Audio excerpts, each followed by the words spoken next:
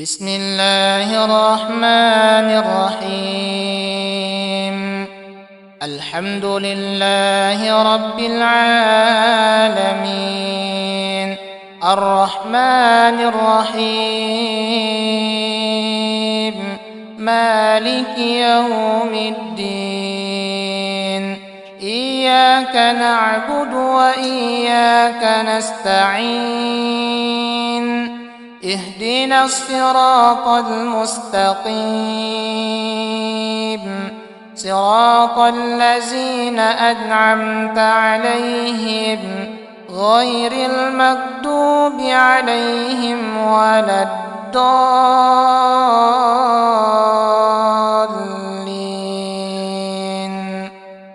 ولنبلونكم بشيء من الخوف والجوع ونقص من الأموال والأنفس والثمرات، وبشر الصابرين الذين إذا أصابتهم مصيبة قالوا إنا لله وإنا إليه راجعون.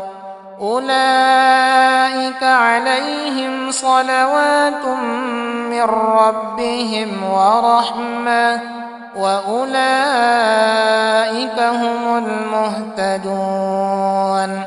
يا أيها الناس قد جاءتكم موعظة من ربكم وشفاء لما في الصدور، وهدى ورحمة للمؤمنين. ثم كلي من كل الثمرات فاسلكي سبل ربك ذللا يخرج من بطونها شراب مختلف ألوانه فيه شفاء للناس. إن في ذلك لآية لقوم يتفكرون.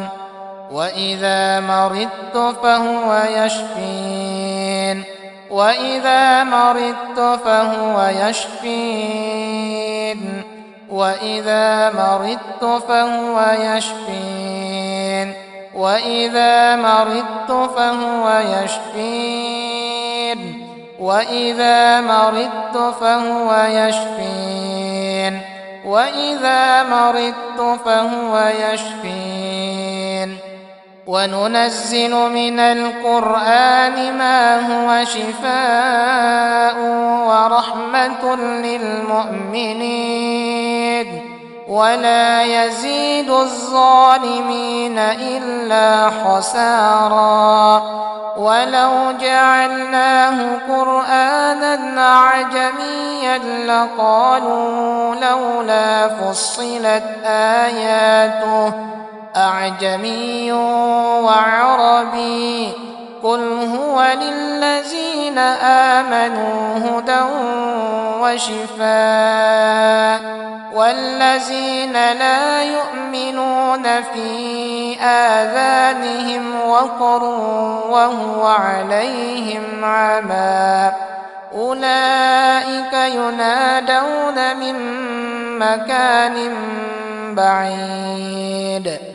وأيوب إذ نادى ربه أني مسني الضر وأنت أرحم الراحمين، فاستجبنا له فكشفنا ما به من ضر، وآتيناه أهله ومثلهم معهم رحمة من عندنا وذكرى للعابدين.